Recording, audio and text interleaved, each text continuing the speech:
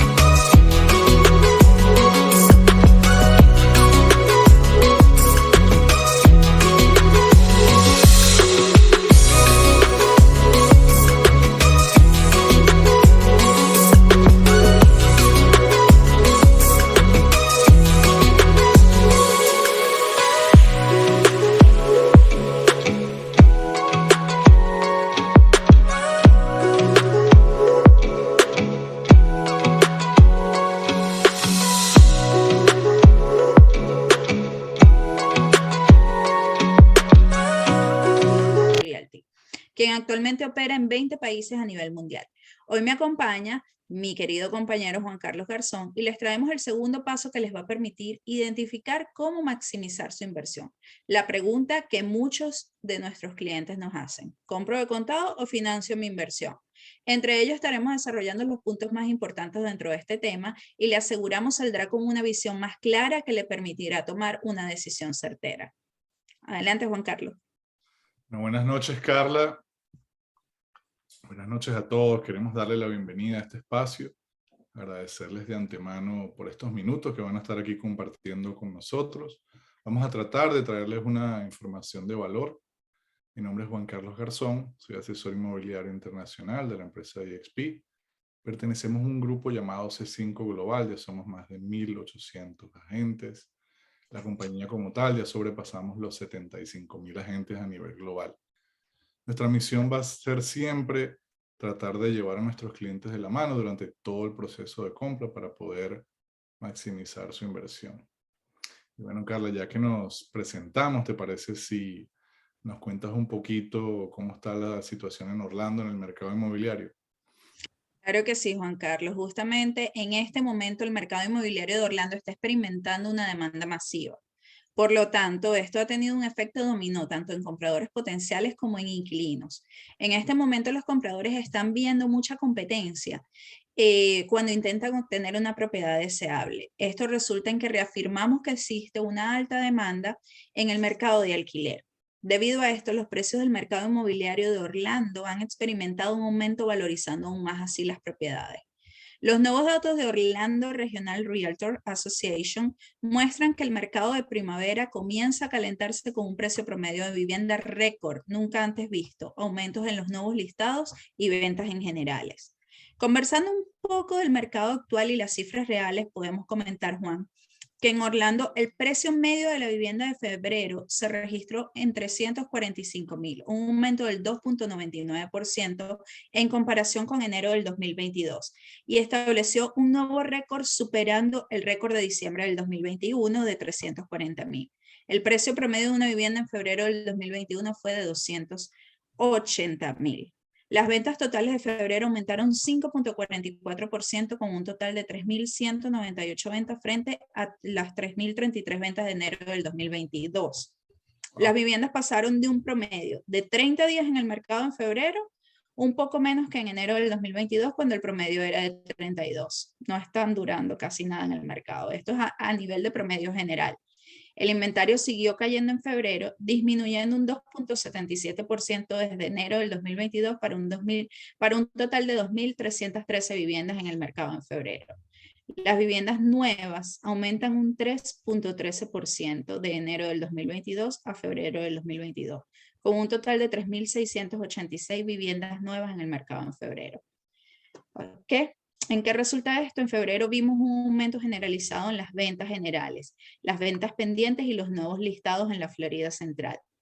Esto lo afirma la presidenta de Orlando Regional Realtor Association en el 2022. Este es el fuerte comienzo de la temporada de ventas de primavera que esperábamos. Anticipábamos que el mercado inmobiliario competitivo continuará así durante la primavera y se proyecta mucho mejor.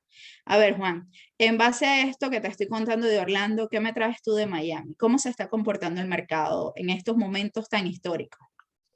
Bueno, Carla, te cuento, bueno, y a los participantes, estamos esperando los números del mes de marzo, pero ¿sabías que febrero fue el mejor mes de venta en la historia de Miami? No te estoy hablando de los últimos años, te estoy hablando en la historia de nuestra ciudad, ¿no? En total, de las ventas de casas tuvo un alza de un 13,2% en un año, ¿no? Hasta febrero del 2022. Pasamos de 2,485 ventas a 2,814. Las transacciones de casas unifamiliares decreció un 7,9% por falta de inventario. Las ventas de condominios subieron un 29,8% y marcan, escucha bien, Carla, 17 meses de crecimiento consecutivo en condominios. Las ventas de casa han tenido un crecimiento de un 51,1% en febrero del 2022 comparado con febrero del 2020. y los condominios un 84.8%. Entonces, quería comentarles un poquito de lo que está pasando en el mundo entero, ¿no? Para más o menos ilustrar lo que estamos hablando. Con el crecimiento de porcentajes de las vacunaciones y las condiciones políticas inestables en varios países del mundo, el sur de la Florida ha tenido un crecimiento en compradores internacionales, ¿no? Por ya unos cuantos meses, los compradores internacionales han estado viniendo a nuestro estado a vacunarse y a comprar propiedades. Entonces, hablamos que desde noviembre del año pasado se permitió la entrada de extranjeros vacunados a nuestro país. Y bueno, vemos que va relacionado con el crecimiento de las inversiones en el sur de la Florida. Es además, bueno, un destino número uno para las inversiones extranjeras. Inversionistas de nivel global compran en Miami porque es una ciudad con clase mundial, con un estilo global, con mejores precios que en otras ciudades importantes del mundo. Sabemos que nuestros inversionistas se sienten en casa por nuestra increíble aceptación y recibimiento y una cantidad muy importante de diversas culturas que tenemos nosotros aquí. Y también, bueno, vamos a agregarle todo lo que significa Miami para disfrutar, que cada vez se está convirtiendo en una ciudad más cosmopolita. Y bueno, para ponerle la cereza a la torta, nuestra hermosa geografía, ¿no? Miami es considerado económico comparado con otras ciudades importantes del mundo. Quería comentarles para ilustrar esto, ¿no? $1.000.000 en Miami puede traducirse a 85 metros cuadrados de una propiedad en una buena zona. En Mónaco, por ejemplo, son solamente 15 metros cuadrados. En Hong Kong, 23. En London, 31 metros cuadrados. En Nueva York, 34, sin ya mencionar lo que significan los impuestos en ese estado. Y en Geneva, 35. Y bueno, les comento a la audiencia que todos estos datos pueden ser verificados por sfmarketintel.com. Carla, ¿qué más nos tienes? A ver, cuéntame un poquito más. Bueno, Juan, a mí me encantaría traer un poco en contexto unos datos importantes que nos permiten confiar aún más en la proyección de crecimiento y desarrollo tanto de Orlando como de Miami. Por ejemplo, Orlando ya sabemos que es la cuarta ciudad más grande del estado de la Florida, con más de 75 millones de turistas al año. Y en la actualidad, según la revista Forbes, las propiedades inmobiliarias ubicadas en lo que es Florida Central están teniendo un estimado de valorización del 10% anual. La población de Orlando desde el 2010 ha crecido más de un 17%, mientras que en el mismo periodo de tiempo la población de Estados Unidos crece un 5%. Esto quiere decir que desde el 2010 la población de Orlando ha crecido un 227% más rápido que el promedio nacional. Un poco sumando a esto, también tenemos que vienen muchas estructuras nuevas y vienen muchos desarrollos para ambas ciudades, tanto para Miami y para Orlando, pero una de las más importantes que estamos viendo ahora es la ampliación del Aeropuerto Internacional de Orlando. Este aeropuerto finalizó en el 2021 como el principal aeropuerto de Florida y el séptimo en Estados Unidos, habiendo movilizado 40.351.062 pasajeros, lo que representa una recuperación del 79.72% con respecto al 2019, previo a la pandemia. Así que se esperan muchas cosas buenas, se están viendo, se están viviendo tanto en la ciudad de Miami como en la ciudad de Orlando. Así que con este preámbulo, me gustaría, Juan, que nos digas un poco acerca de qué es lo que vamos a entrar en materia con estos episodios.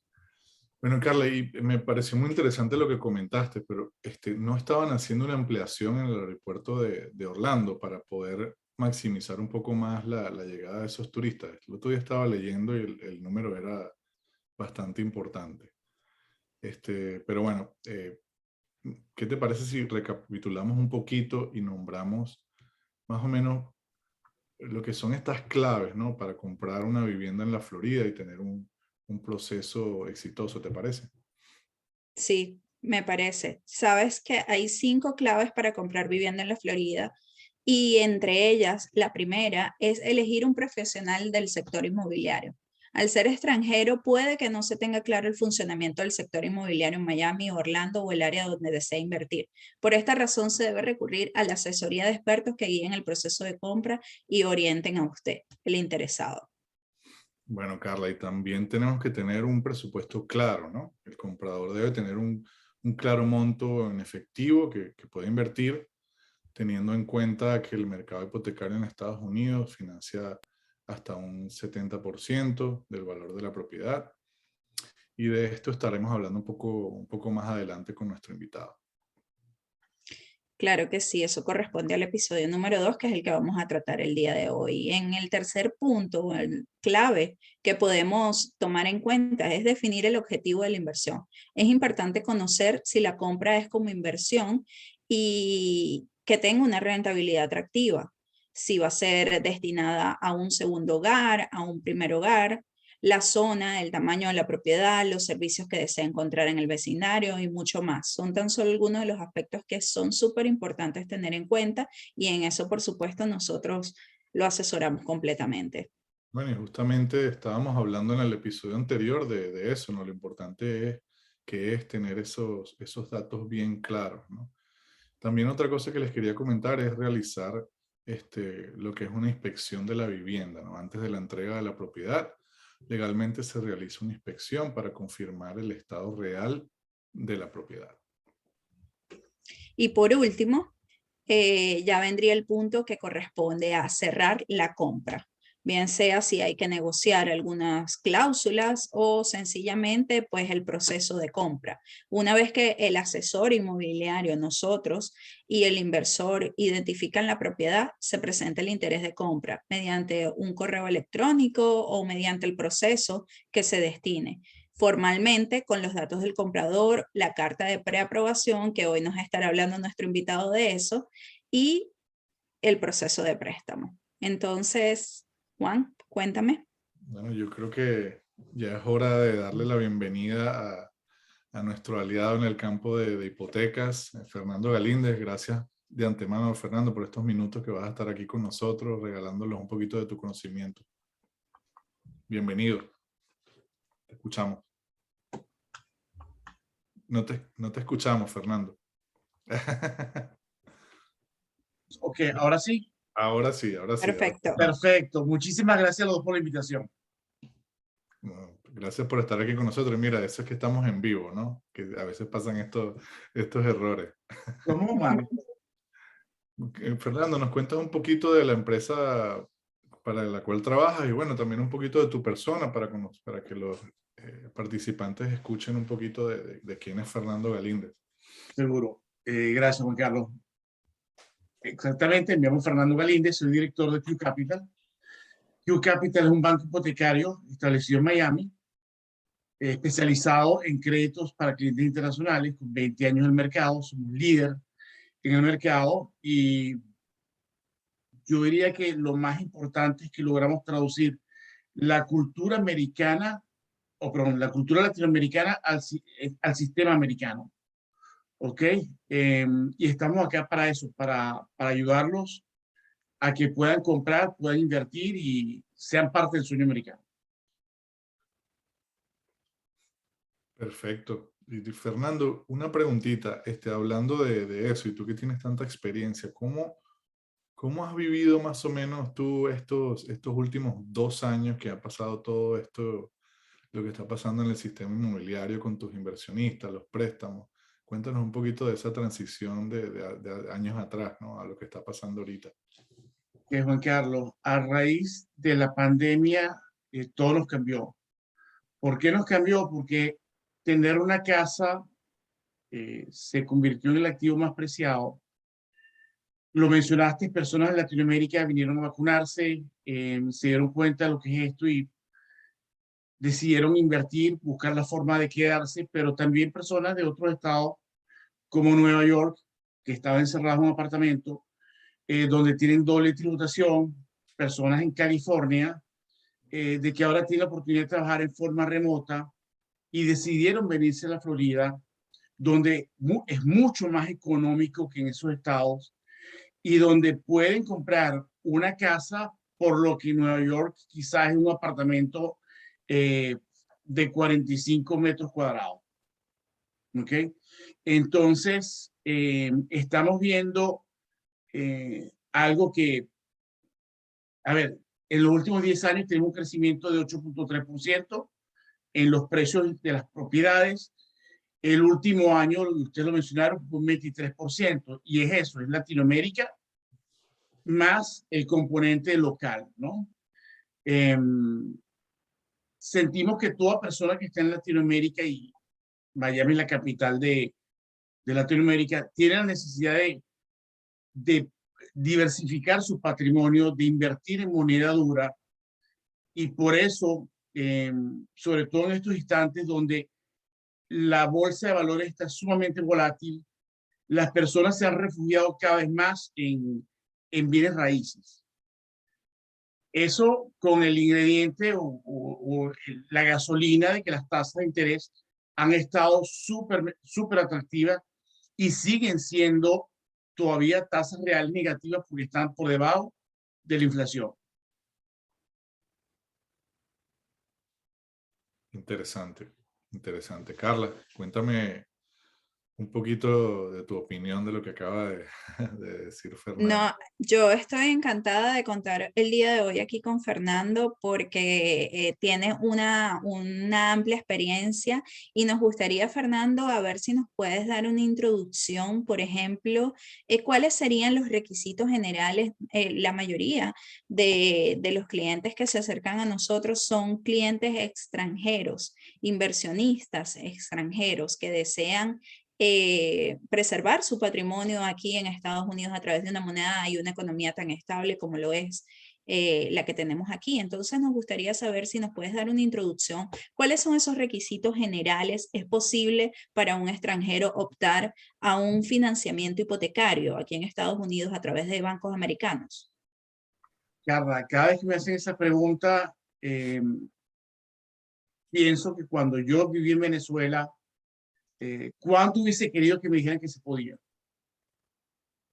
Hubiese hecho tantas cosas distintas, porque sí, y no solamente es que se puede, sino que es más fácil para un extranjero obtener un préstamo que para un americano. Y en este momento, escuchen lo que les voy a decir, las tasas para los extranjeros están iguales o mejores que las de un americano, porque el mercado de tasas en los Estados Unidos reacciona inmediatamente con todos los mercados de capitales. Las tasas para los extranjeros reaccionan más lenta porque requiere que el comité de crédito del banco o el comité ejecutivo se reúna y entonces tome decisiones, y esa reacción es más lenta a la del mercado de acá, que es inmediata. Entonces estamos viendo que los extranjeros pueden tener una tasa de un 4,5%, cuando un americano quizás ya está pegado al 5%, y con unos requisitos que son sumamente sencillos. ¿Por qué? Porque a nosotros nos piden declaraciones de impuestos y una serie de documentos para mostrar los ingresos.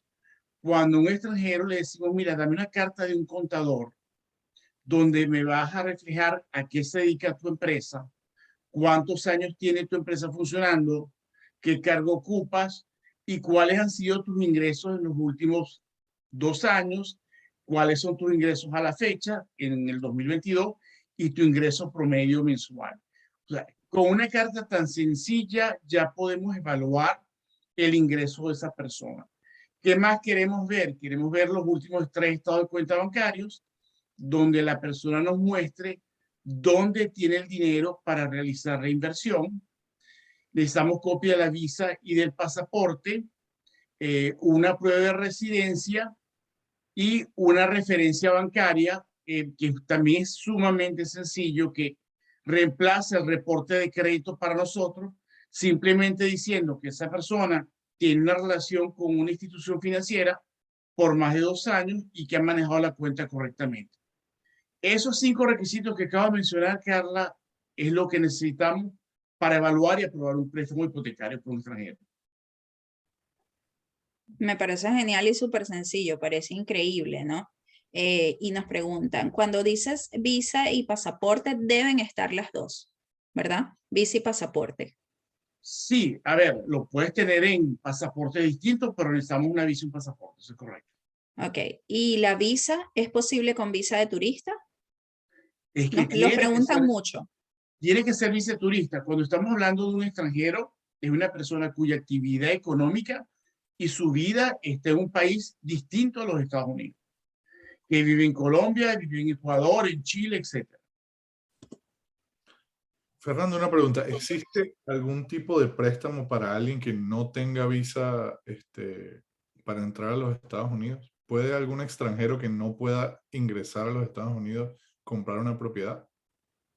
Sí, Juan Carlos, tengo un solo programa que lo permite y le hacen firmar a esa persona un documento diciendo que él no va a vivir esa propiedad y en vez de una carta de ingresos, se evalúa, cuando se le hace la evaluación de propiedad, el perito determina cuánto es la renta potencial de ese inmueble y también analiza cuál es el porcentaje de su ocupación del inmueble. Y en base a eso se puede llegar hasta un 70% de financiación. Mira, ¿Okay? interesante. Wow, súper importante. Entonces, ahora ya que presentaste un porcentaje de financiación, yo creo que podríamos entrar en la pregunta del millón. ¿Cuánto es el porcentaje que puede ser financiado? Y más o menos de qué dependerá ese porcentaje. ¿Es posible hacer una referencia a eso? Sí, claro, mira, para una casa, 25% de cuota inicial, es decir, se financia el 75%. Para un apartamento, 30% del cuota inicial, se financia el 70%. ¿Okay? Nuestro préstamo mínimo son $150,000. Significa que en ambos escenarios la propiedad debe estar alrededor de un precio de $250,000. Fernando, ¿Okay? una pregunta que siempre nos los preguntan nuestros clientes, ¿no? ¿Por qué llamar a Fernando Galínez? ¿Por qué llamar a Q Capital y no irme a un banco directamente? Estoy hablando de cliente internacional, ¿no? Claro, Juan Carlos. Primero, los bancos de primer piso o los bancos comerciales, vamos a llamarlo Bank of America, Wells Fargo, Citibank, etcétera, no dan préstamos a clientes internacionales. ¿Ok? Somos un grupo de bancos limitados, los cuales nos especializamos en ese mercado y por eso Q Capital, como les mencioné, tiene 20 años en el mercado, conoce al latinoamericano, somos latinoamericanos, pero estamos en Estados Unidos y entendemos el sistema financiero americano. Interesante, porque a veces, ¿sabes? A veces tenemos esa idea de que podemos lograr algo de una manera más fácil o con un mejor interés y a veces se nos olvida que hay métodos, ¿no? Que hay que ir por ciertos pasos y que ustedes, pues, como expertos se los conocen, ¿no? Para ver qué exactamente es lo que necesita el cliente para poder lograr ese préstamo que se necesita y lograr esa inversión, ¿no? Así es. Esa tareita la hice cuando no vivía acá, iba a los bancos y preguntaba, ¿ustedes me financian?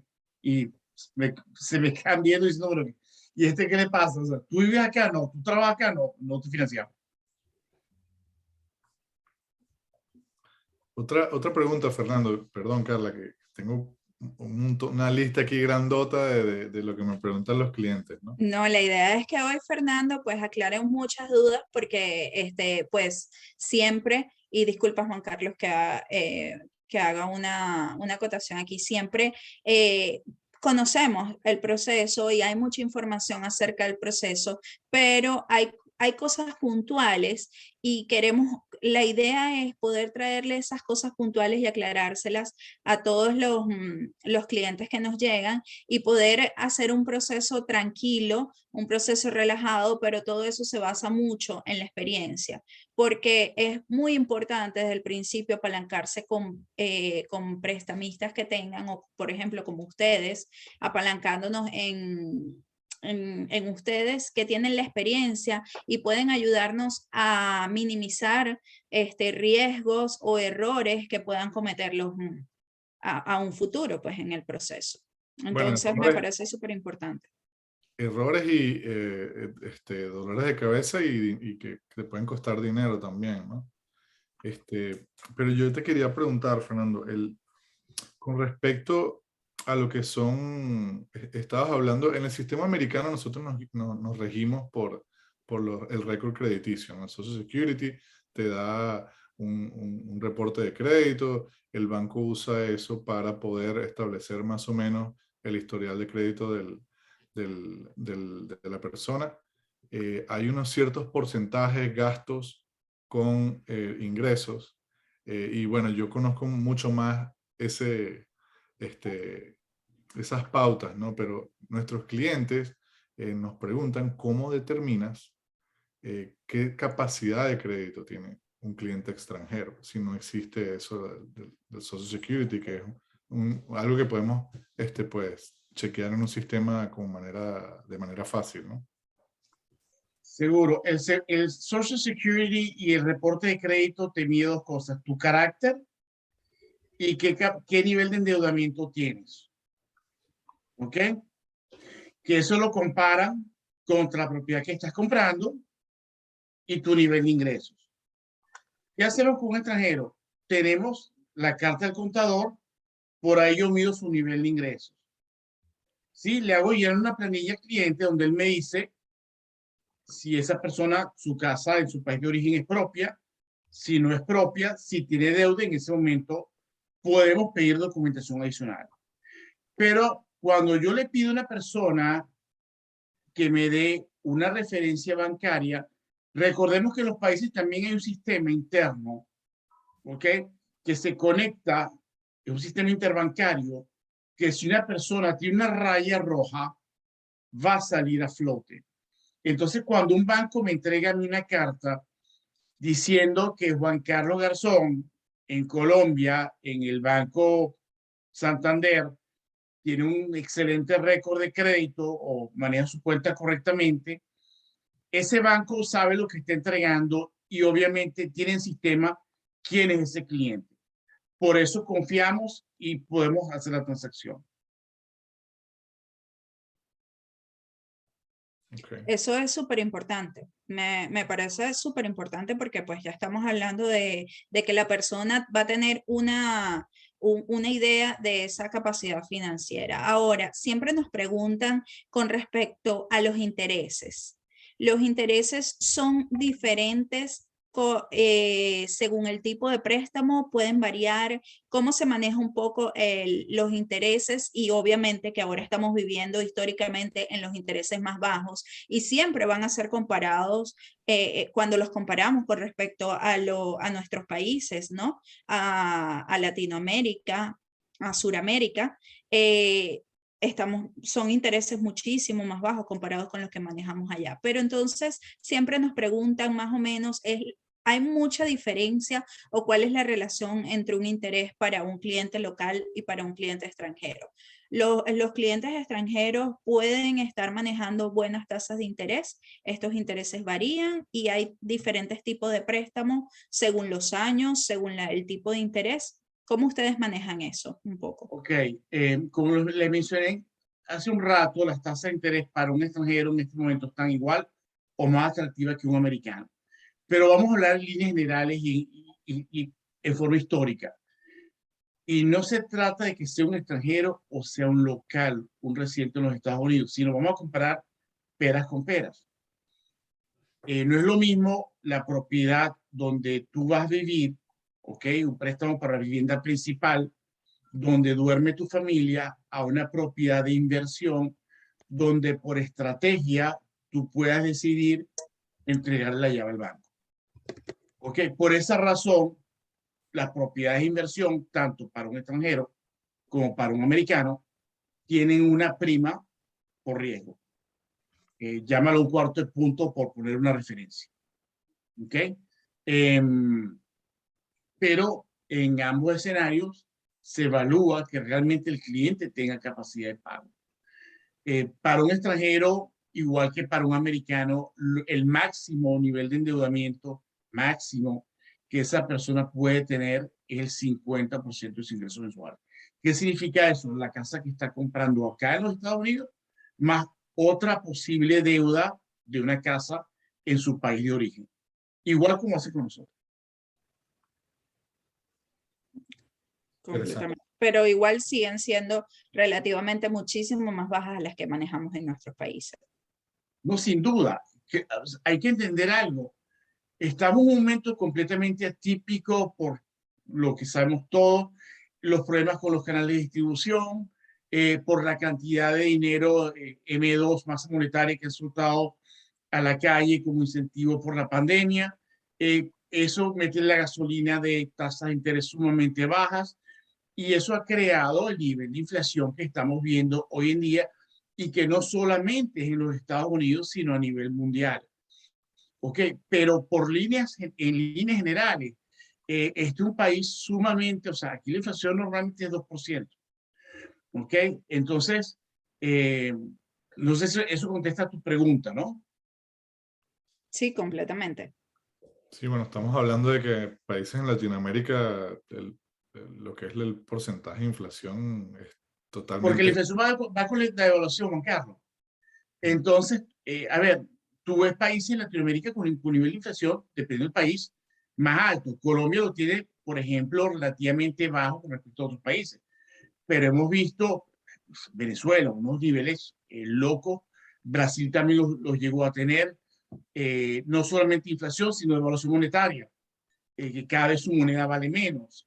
Y en ese momento, y cualquier persona que vive en un país emergente, lo mejor que puede hacer es diversificarse. O sea, ya tiene un riesgo por sí de vivir y que su actividad esté en un país emergente en Latinoamérica, que no tiene nada de malo. O sea, posiblemente sus ganancias sean superiores a los de una persona en moneda dura, ¿ok? Los niveles en cuanto a porcentaje.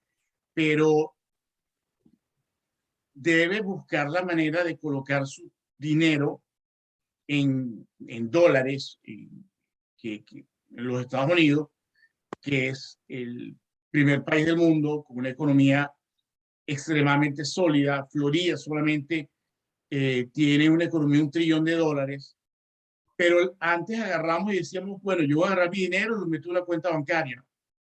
Y estaba bien, o sea, con una tasa de inflación de un 2%, casi no te pega.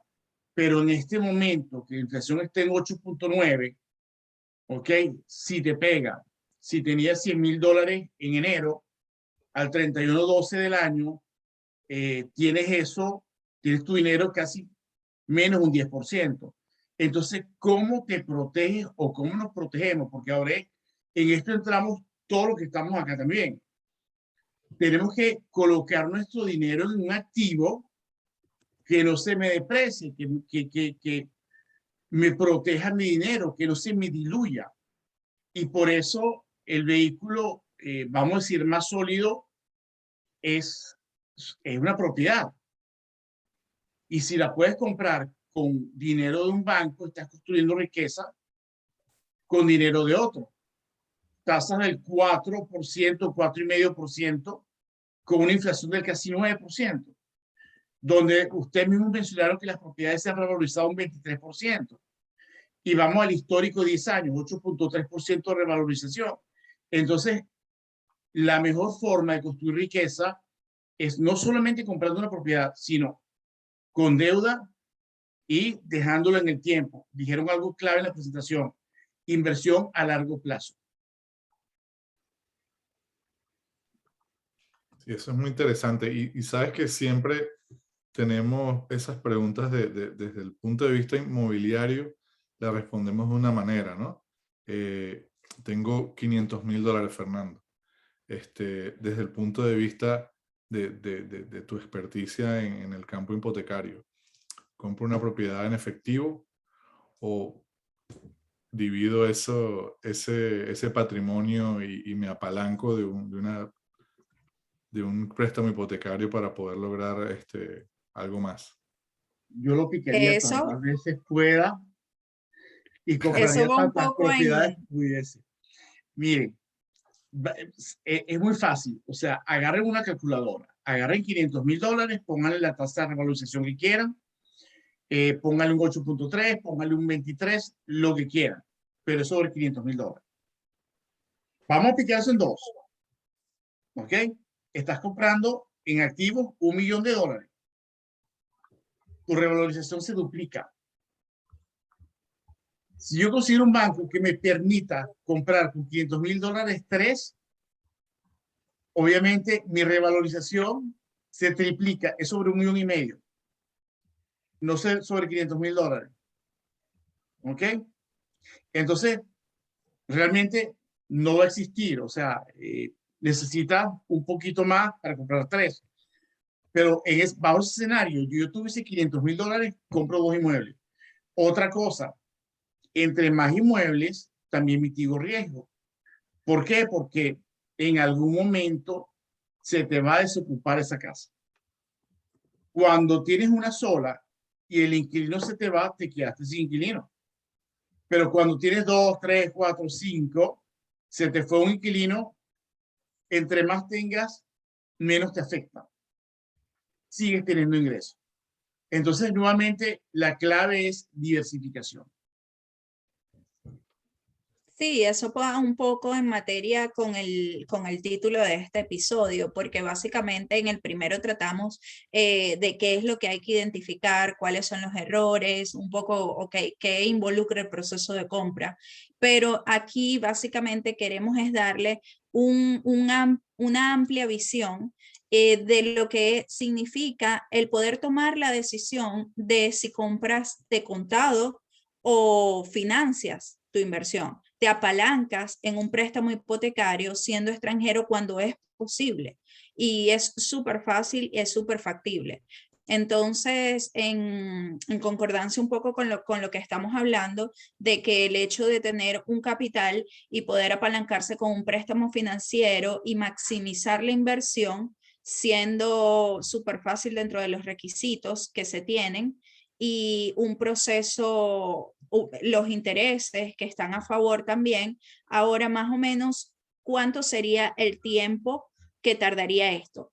En el momento, ¿cómo se iniciaría este proceso de cualificación y cómo podemos ya decirle a la persona, sí, usted está en capacidad financiera y emitir esa carta? Lo mencionamos un poco acerca de que para iniciar el proceso necesitamos tener una carta de preaprobación. Entonces, Fernando, si nosotros te contactamos, tenemos los requisitos de las personas y ya estamos listos para iniciar el proceso, ahora, ¿cuánto toma ese proceso?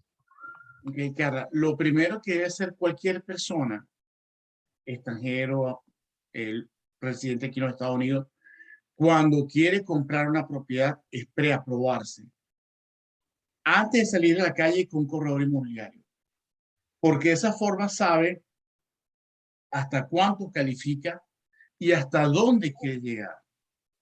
Puede que esa persona califique para una propiedad de $1 millón, pero no es lo que quiere y no es lo que necesita.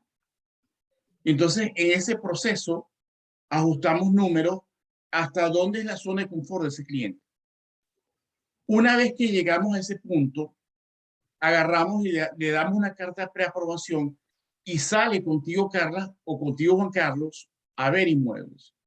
¿Qué hago yo para preaprobar a un cliente? Le digo, mira, lléname una planilla, ¿okay? Donde me detallas tus ingresos, me detallas cuánto tienes, etcétera, etcétera, cuánto vale tu propiedad en tu país de origen. Es una planilla completa con toda esa información.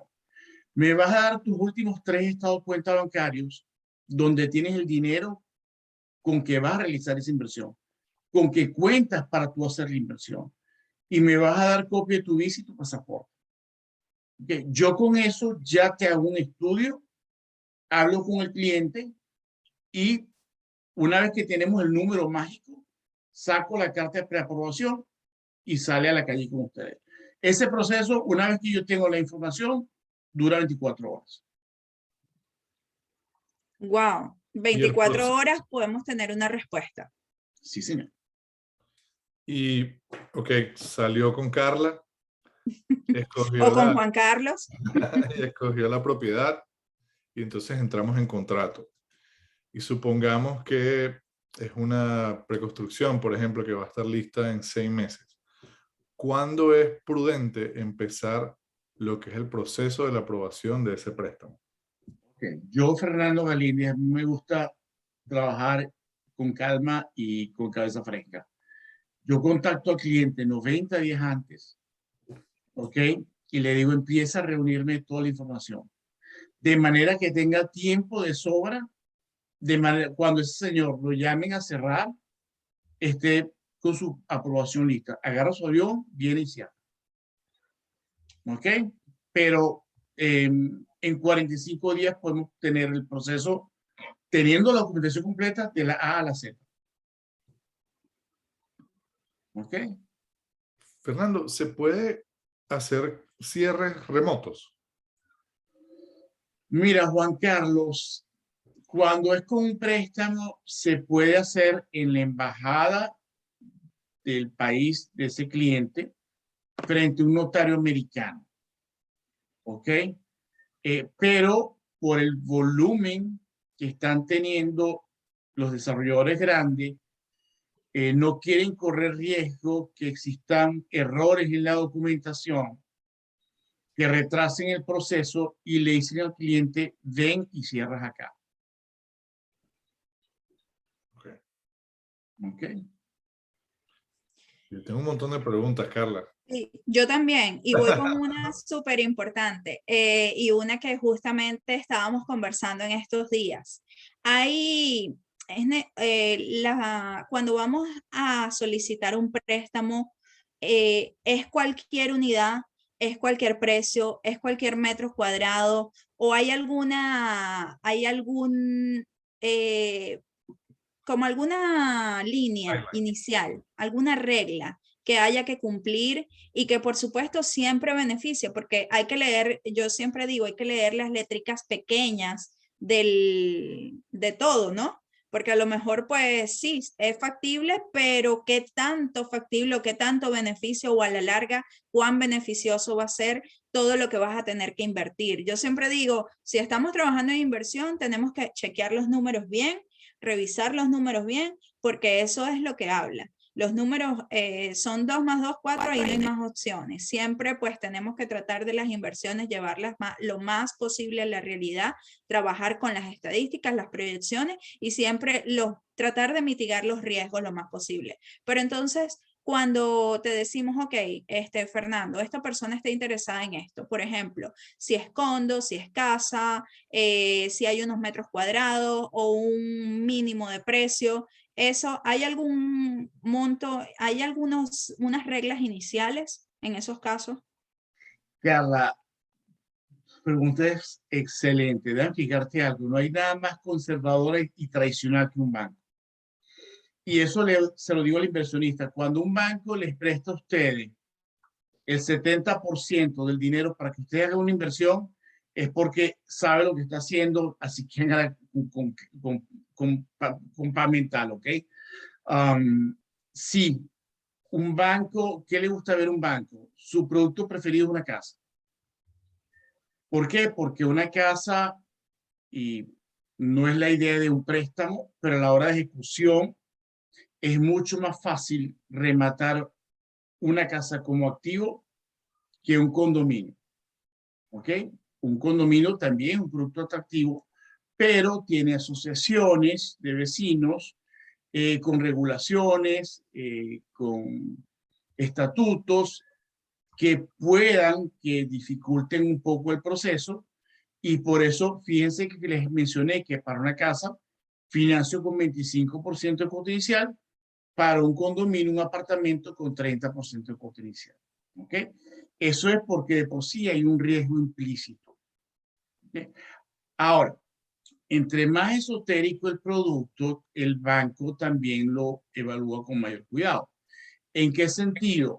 Ya entonces, ok, ¿para qué quieres la casa? Yo voy a meter a una persona que la va a alquilar por un año y yo tengo un contrato de arrendamiento anual y tengo un flujo de caja constante y sonante de todos los meses. Perfecto. A un banco le encanta eso. ¿Qué nos enseñó la pandemia? De que las cosas pasan. Tú puedes tener una propiedad muy buena en Orlando, con excelente rentabilidad, tipo Airbnb, pero trancaron a todo el mundo y esa propiedad se quedó fría. Entonces, ese tipo de propiedad, el banco ya la estamos financiando sin ningún tipo de problema, pero la ve con mayor detalle a las dos que mencioné anteriormente. ¿Ok? Eh, todo lo que es turismo es mucho más elástico del punto de vista de demanda y puede sufrir con recesiones, que existen en todas partes del mundo, que una propiedad en un sector clase media donde metiste un inquilino, que esa persona compró esa casa, la alquiló porque necesita vivir ahí con su familia. ¿Okay? Entonces, vamos siguiendo riesgo. Operación que raya en lo hotelero, los condotels, también son hasta más rentables, pero ya es una operación comercial. Entonces, los hacemos, pero ¿qué nos dice el banco? Tiene que tener cierto tamaño, 650 pies cuadrados, por ejemplo, tiene que tener una habitación separada de la sala y tiene que tener una cocina completa. Entonces, también lo financiamos. Podemos llegar hasta un 70%. La tasa es un poco más alta. ¿Okay? Estamos hablando ya de una tasa que puede estar cerca de un 6%. Ahora, hay personas que me han llegado, mira, me están ofreciendo un estudio, es decir, todo en un solo ambiente que tiene posiblemente hasta una kitchenette, o puede que no la tenga, pero a la hora de yo ejecutar como banco, ese es un inmueble que no es tan fácil de colocar en el mercado, donde a lo mejor tengo que pasar por una operadora, donde a lo mejor tengo una cantidad de regulaciones, etcétera. Y entonces solamente se puede financiar, por ejemplo, con un préstamo privado, lo que llaman un préstamo puente, que son a 1 o 2 años, y el cliente al terminar ese periodo tiene que cancelar la deuda en su totalidad y estamos hablando quizás de una tasa del 9%. Entonces, yo siempre digo que entre más conservadora sea la operación, al banco más le gusta Y y claro, mejores condiciones va a dar. no, y completamente claro, transparente, porque estás hablando de que, ok, puede ser que a lo mejor se den ciertas condiciones, pero entonces estamos hablando de una tasa de interés relativamente un poco más elevada.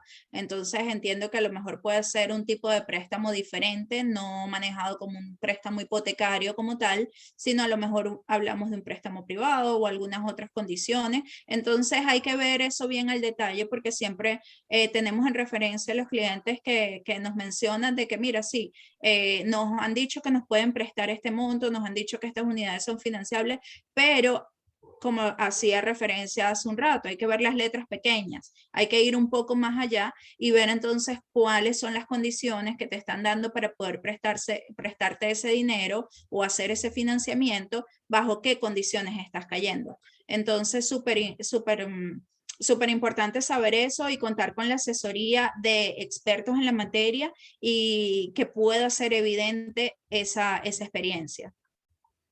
Juan Así es, Carlos, ¿tienes Carlos. alguna pregunta? Bueno, tengo varias, pero para ser un poquito también respetuoso con el tiempo de todos, yo quería preguntarte, Fernando, ¿cuáles son los programas? Porque a veces nos preguntan, ¿no? El financiamiento a cuántos años, 30 años, 25, a 15, pero tienes unos programas específicos que generalmente se usan para el inversionista internacional.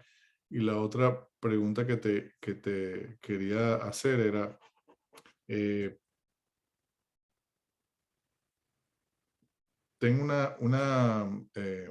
un impedimento con la edad? Es otra pregunta que a veces nos hacen nuestros clientes, ¿no? Entonces, escucharla de la mano del experto a veces nos cae mejor. Mira, voy a empezar por la última. No hace mucho financié una persona de 75 años que tiene su empresa, una empresa de químicos. El señor es el dueño de la compañía, el presidente, y encantado se le prestó el dinero. Aquí no hay limitación con edad. Si la persona está productiva y genera ingresos, ¿por qué no?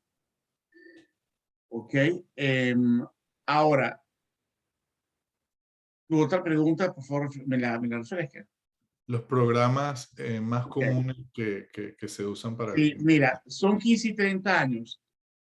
Este señor, por ejemplo, él estaba comprando un apartamento de segunda vivienda, no era una inversión. Inversión es algo que yo alquilo y me genera una renta.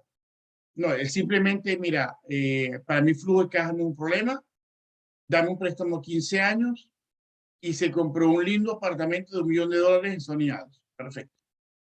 Ahora, si yo soy un inversionista, yo me voy por un 30 años. ¿Por qué? Porque tengo, desde el punto de vista flujo de caja, diluyo los pagos, ¿ok? Y me ayuda, no me impacta tanto sobre el ingreso que yo estoy teniendo y de esa forma termino la final y la idea es que los gastos de la propiedad, inclusive, incluyendo el pago de la hipoteca, yo no pongo nada, es decir, los ingresos me cubran todos mis gastos, ¿ok? Ahora, si llego a tener ingresos extraordinarios, de acuerdo a mis posibilidades, yo hago amortizaciones a capital. De esa forma reduzco el plazo del préstamo. ¿Okay? Y termina a lo mejor pagando el préstamo en 15 años, quizás en menos. Pero no me amarro con un contrato, no me amarro con un pagaré a 15 años, sino que lo dejo 30, hago pagos extraordinarios y reduzco el plazo. De acuerdo a mis posibilidades. Sin penalidades, ¿verdad, Fernando? Estos préstamos tienen una penalidad por lo general de 3 años. Sin embargo, en los 3 años te permiten amortizar hasta el 20% del préstamo, lo cual es bastante. Y al terminar el año 3, si quieres, lo pagas en su totalidad. Entendamos que las inversiones inmobiliarias son a mediano y largo plazo. Y detrás hay un inversionista, que es el que está desde el punto de vista de tesorería, poniendo el dinero que no quiere prestártelo para que al mes siguiente le cancele, porque le alteras también sus números. ¿Ok? Pero entonces en esta penalización, disculpa, No, ibas a hacer... Adelante. Pero entonces con respecto a esa penalización quiere decir de que si, por ejemplo, se saca un préstamo hipotecario y en cuestión de 3 o 5 años la persona quiere vender la propiedad, ahí sí no hay ningún inconveniente, sí es posible. Si el señor compra la propiedad, termina año 3 y la quiere vender, no pasa nada, no tiene ninguna penalidad. Es más, la penalidad es sobre el 80% del préstamo los 3 primeros años y en forma decreciente, 3% del valor del préstamo año 1, 2% año 2 y 1% año 3. Termina el año 3, no hay penalidad.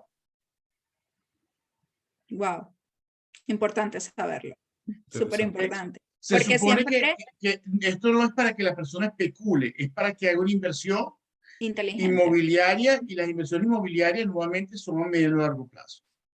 Exacto, ¿no? Y también pues las estadísticas que se llevan es que la mayoría de los inversionistas ya en un lapso de 5 o 7 años han saldado el préstamo hipotecario, porque pues eso, se ocurre, se trata de lograr saldar ese préstamo, ¿no? Para maximizar la inversión. Cara, lo que pasa mucho es que la persona al terminar el año 5 o el año 7, de ahí no pasan por lo general, vende, realiza ganancia y vuelve a invertir. Es un instrumento financiero, igualito como cualquier otro. ¿Ok? Entonces, el tiempo ideal es ese. Y por eso, del punto de vista del marketing, se establecieron esos plazos. Porque es lo que el cliente necesita. O también puede pasar, Fernando, que se use esa ganancia que hay ahí sentada en el inmueble, en vez de vender, pues usar esa misma ganancia para poder lograr otro inmueble, ¿no? Me imagino que durante la pandemia les tocó mucho de esos casos, ¿no? Me imagino. Claro, Juan Carlos, una persona que tenga su propiedad paga o que la propiedad le subió de valor, tiene la oportunidad de extraer dinero de esa propiedad, refinancia la deuda, le saca dinero y con ese dinero puede reinvertir en otro inmueble. Y eso lo vimos muchísimos clientes haciendo eso. Claro, por el alza por la cantidad de equity que existe en los inmuebles, por las alzas de los precios.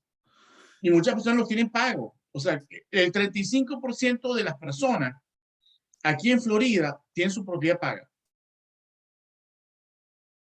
Interesante ese dato.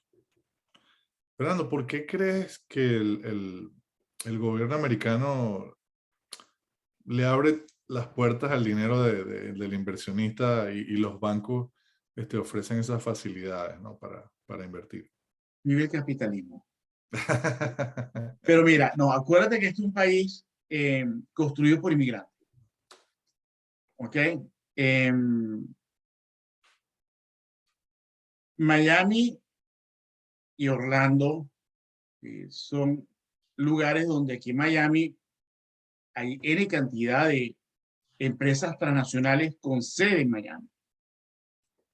Es un mercado que no puedes tapar el sol con un dedo, ¿no?